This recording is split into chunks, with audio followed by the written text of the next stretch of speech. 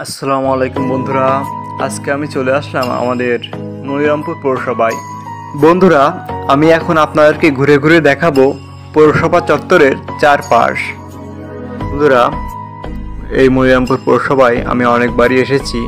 মনিরামপুর বাজারে আসলে একবারই আমার এখানে আসা পড়ে, কারণ এখানকার পরিবেশটা সত্যিই খুবই মনোমুগ্ধকর।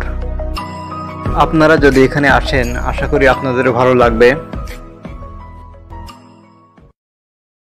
বন্ধুরা, আমি এখন আপনাদেরকে দেখাবো পৌরসভা গোল চত্বরের ভেতরে রঙিন মাছ ছাড়া আছে, সেই রঙিন মাছগুলো আমি এখন আপনাদেরকে দেখাবো।